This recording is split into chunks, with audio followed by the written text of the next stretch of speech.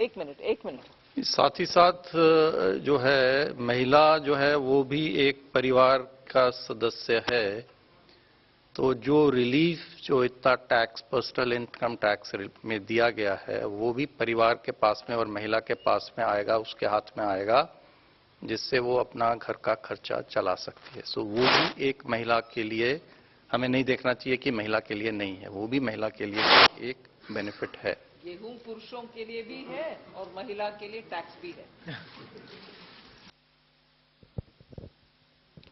Hi ma'am, Meghna Mittal from ET Now.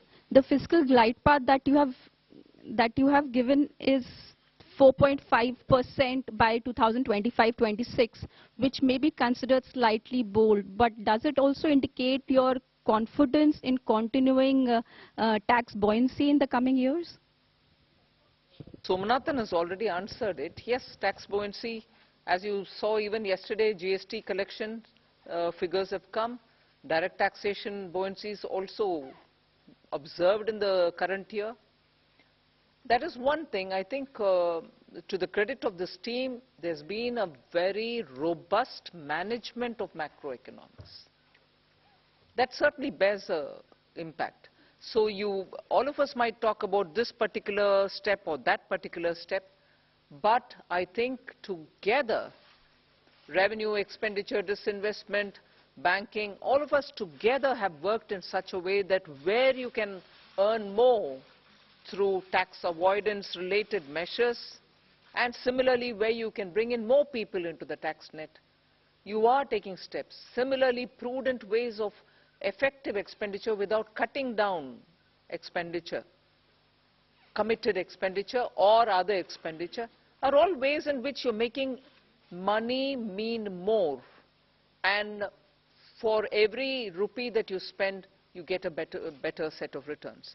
So I think efficient management also has a very big role to play here. I just wanted to add to your question.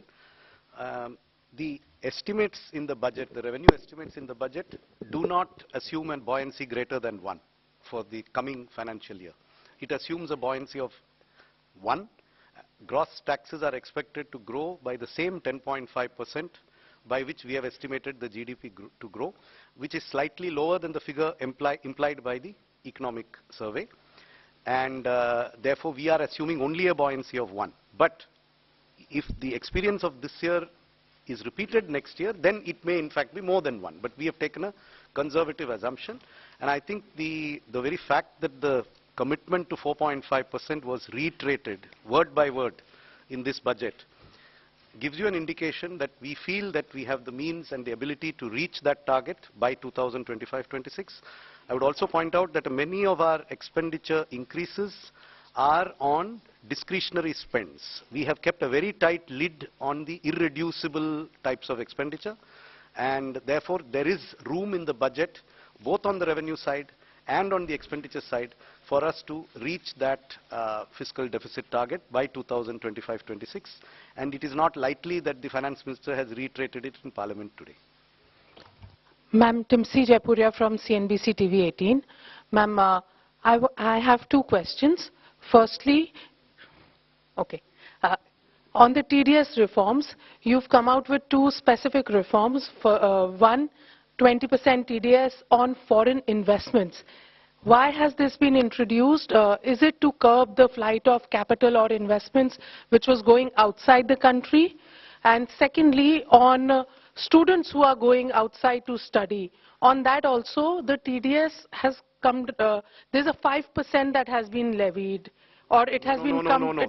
There is no change on education, or absolutely not. That's wrong. Your facts are wrong. But what happens to the amount that one spends in staying there as a student? First, correct the thing which you said, because yours is a very powerful voice, and that can spread among your dosts, that can go out. No change has been made for education or health purpose, LRS. Please, I hope my voice is audible much more than Timsi's. Thank you for correcting me, ma'am. But on the foreign capital, on the foreign investment, the TDS of 20%, if you could explain the rationale. I think this question was asked and I already answered it. to say that this is actually coming from income, and the income tax rates for those categories of people who are using this LRS to send money outside is much more than 20%.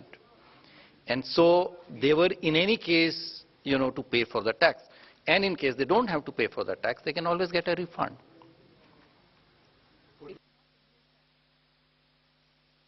It is our impression, and there is enough information to indicate that there are quite a lot of people who are able to make these remittances, but whose tax returns are disproportionately low compared to what they send as remittances. Now that means if you don't collect the tax at source, you have to take measures later to catch them. That is much more difficult. If you are able to make remittances to invest in a property in Manhattan or in a stock brokerage account in Dubai, or if you are going to take a 30-day tour of the world, almost certainly your effective tax rate will be 20%.